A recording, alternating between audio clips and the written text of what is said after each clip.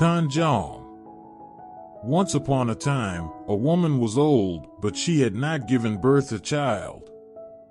One day, when she went to her field, she saw a stranger footsore on the ground. The big footsore made her surprised and said, "OMG, this footsore is so big that she put her foot into the footsore." 9 months later, she gave birth to a little boy named John. The boy was extraordinary that he was over 3 years old but had not spoken. He only knew lying and smiling. That year, the enemies they were known and planned to attack the country of the boy. They were merciless. Wherever they had gone, houses were ruined, fields were fired, people were killed. The sight behind them is mess of corpse and blood and ashes. The king was worried. He forced his servants to look for a person who could fight against the enemies. One day, a servant went to Zhang's village while the woman was holding the boy in her arms. She said sadly that, "Zhang, I wonder that when you have grown up to fight against the enemies, oh my son, you still have not spoken."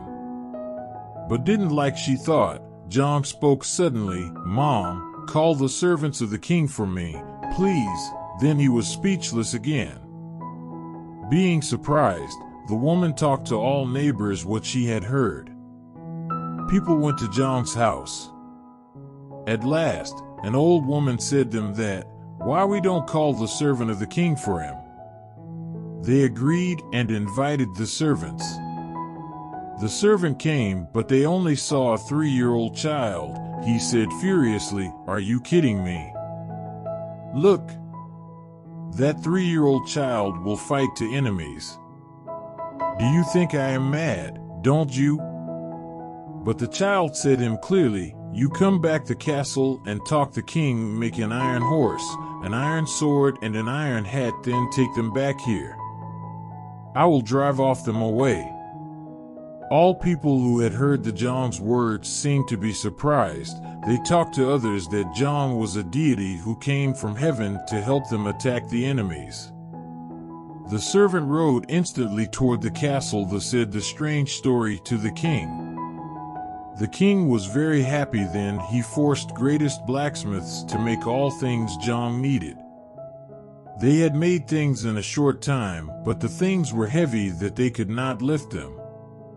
You could imagine that dozens of people couldn't bring the iron sword.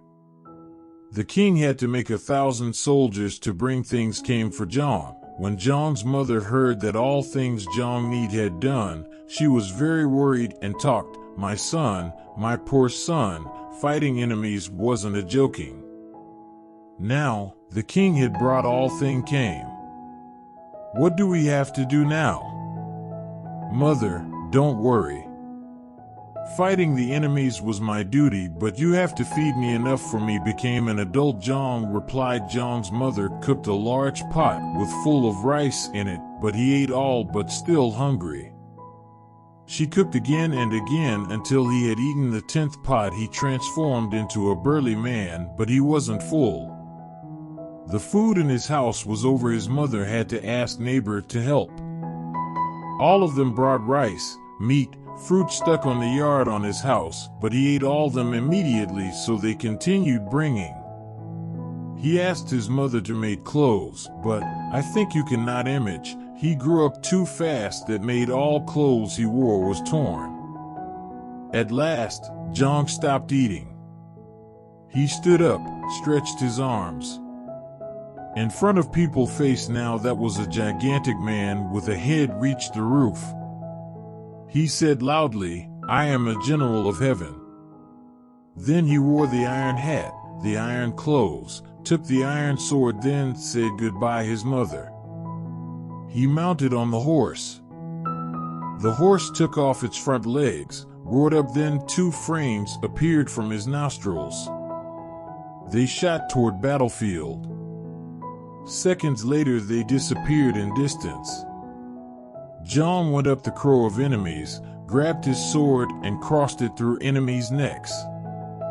His horse, on other hand, ejected violent fire toward enemies.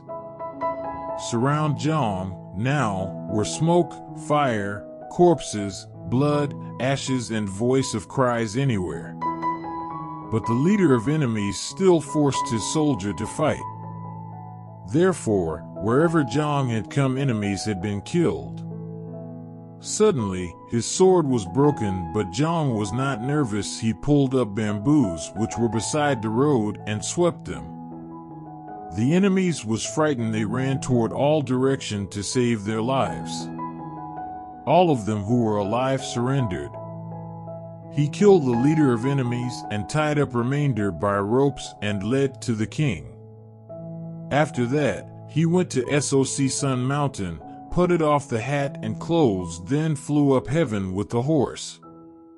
To thank Giong, people who lived in the country built a temple at the village where Giong was born. They called him Thanh Giong. The end.